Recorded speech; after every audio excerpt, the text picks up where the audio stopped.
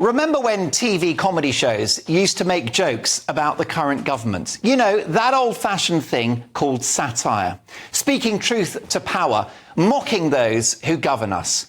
No such luck at our expensively funded national state broadcaster, the BBC, who still seem to think that we've got a Conservative government.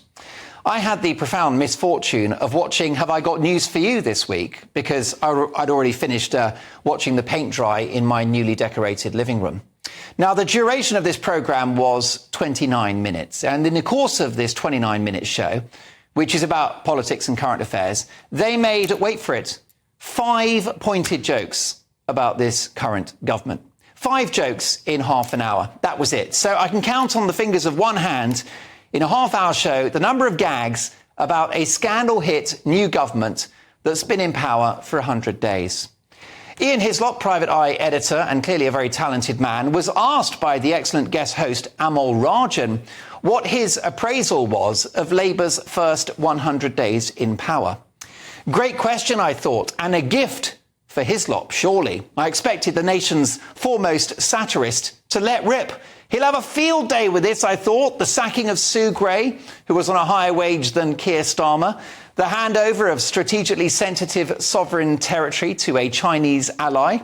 A civil war within the Labour Party with leaks galore. And party mandarins briefing against each other. The winter fuel payment cut for pensioners. The freebie scandal. The Taylor Swift tickets. Nearly losing £1 billion worth of investment because of the Transport Secretary's student union rant against P&O. In a show that had 5 jokes about this new government, they could have filled the entire programme. But no, when asked for his appraisal of the last 100 days, all Hislop could say is that Keir Starmer is still Prime Minister. That was it, effectively defending Starmer, who, by the way, has lower approval ratings now than Rishi Sunak did before the election. And whilst the programme contained just 5 pointed jokes about this new government, only one came from Britain's satire laureate himself, Mr. Hislop. Something about Lord Ali buying a futon. Lol. So what did they spend half an hour talking about? The Tories, of course, in the company of Dame Andrea Jenkyns, former Conservative MP. Take a listen. He'll come back, won't he? I don't think it's over for him, no. You don't think it's over? I still think Boris was one of our better Prime Ministers, yeah. I see you've selected the audience, you know. The people who don't like Boris are Conservatives, yeah. You can't just say you've selected the audience. You've got no evidence for that, no proof. It's just This isn't GB News.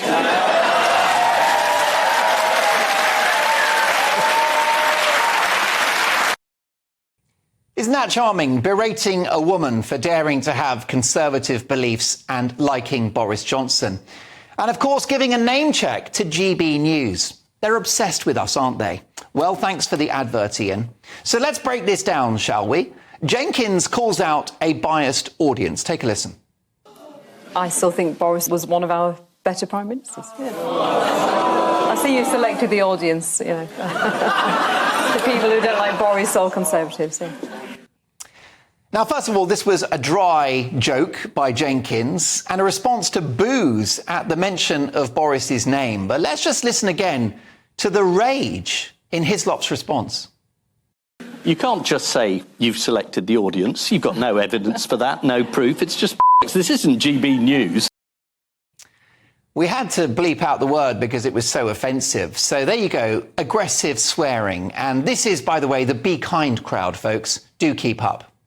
Well, there is evidence that the audience was biased. The prolonged cheer and applause after Hislop attacked Andrea Jenkyns and attacked this channel, proving her very point. Let's take another listen and wait for the big cheer at the end.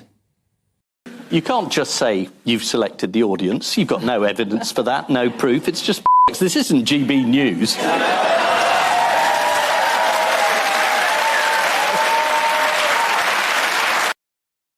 Did you hear that partisan cheering? all at the taxpayers' expense. Now, look, this show is a famous bear pit. If you go on it, you better have your wits about you. Dame Andrea knew what she was letting herself in for, fair enough. But the cosy left-of-centre political consensus represented by this flagship BBC comedy show, which is there to hold all governments to account, is clear for all to see. But none of that happened on Friday. Just half an hour of Tory bashing and 5 jokes about the actual government, who, to most observers, have started terribly.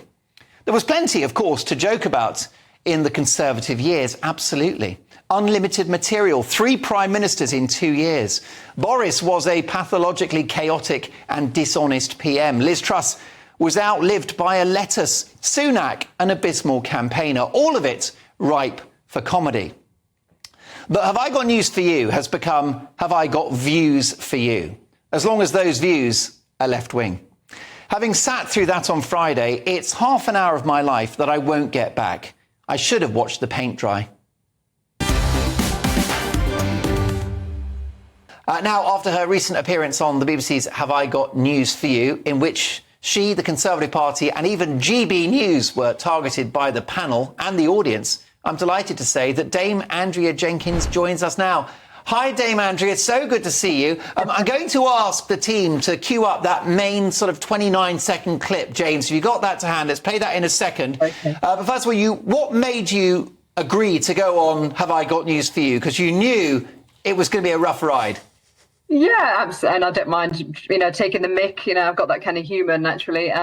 But no, I got asked a few years ago after the finger moment, but I thought I was a minister then. I better not do it. That's when you showed a middle finger to the Brexit campaigner Steve Bray and other thugs. Absolutely. And so I turned that down at the time. And I just thought, at this time, why not? So. All right. Well, look, Dame Andrea, I mean, we're mates, but I will say that I thought you were brilliant on Have I Got News for You. I thought you were dignified. I thought you had dry humour. And I thought you handled yourself brilliantly in a very hostile environment. Here's a clip of Ian Hislop being particularly hostile. Take a listen. He'll come back, won't he? I don't think it's over for him, no. You don't think it's over? I still think Boris was one of our better prime ministers, yeah. I see you selected the audience, the people who don't like Boris or Conservatives, yeah. You can't just say you've selected the audience. You've got no evidence for that, no proof. It's just this isn't GBNews.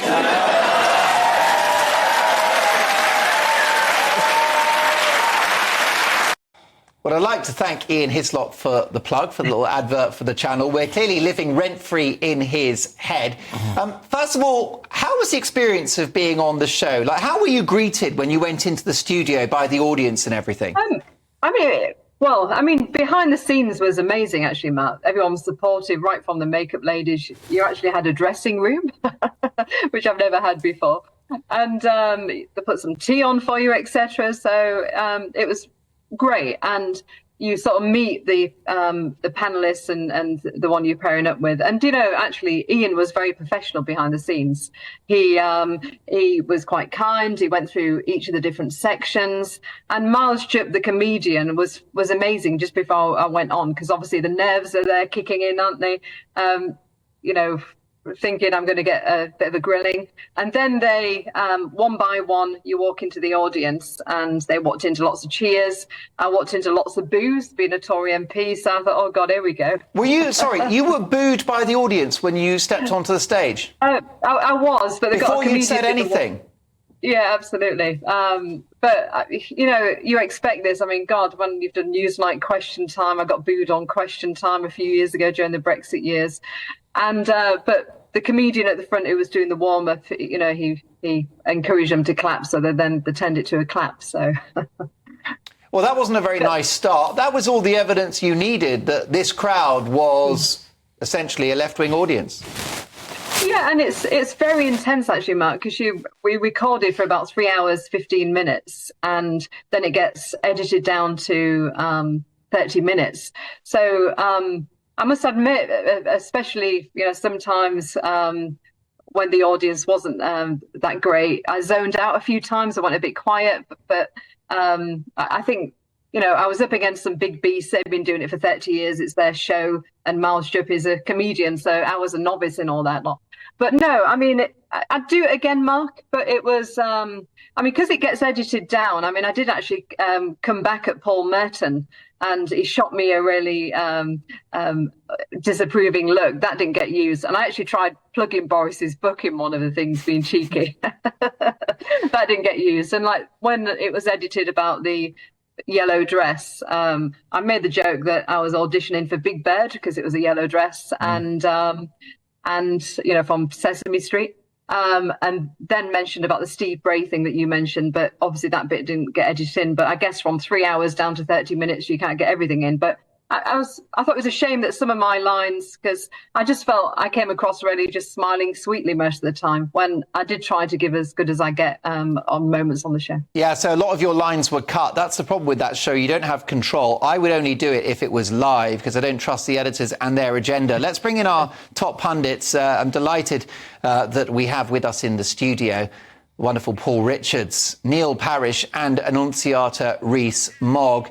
Andrea, can you tell me about your emotions when Ian Hislop essentially swore at you? He used the B word and then started ranting about GBNews. I thought it was borderline bullying. What's your feeling about it? Look, I'm not a snowflake, Mark. I remember when our former Chancellor in Theresa May's time told a stupid woman, he called me, and I didn't, I took it on the chin. It's a satire show. You're going to take the mick out of each other.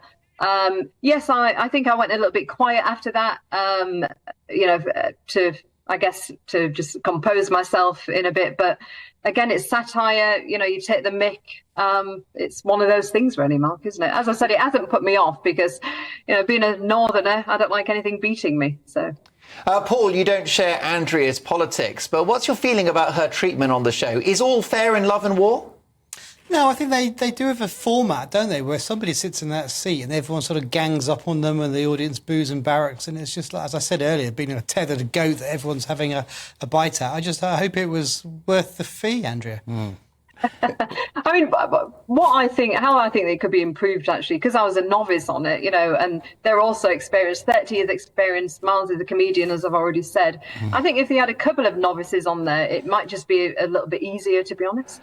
But I guess you've got Neil, how did you feel Andrea was treated? I mean, it's a comedy show, it's a bear pit. Is that to be expected? I mean, I think Andrea's a very tough campaigner, and I'm sure she can sort of stand the heat in the kitchen. But I think Paul Merton was out of Ian Hislop, was out of order, really, especially swearing as well, because I mean it was quite aggressive. And I think if somebody not as strong as Andrea was there, they would have been thrown, and I just think it was unnecessary to be quite so vicious, really. This is not your nature, Annunziata, but to go down this sort of identity politics route. But did you detect an air of sexism in the way that Andrea was treated on Have I Got News for You? 4 lefty blokes attacking a Conservative woman. I took it as the politics. I'm not going down the misogyny route either.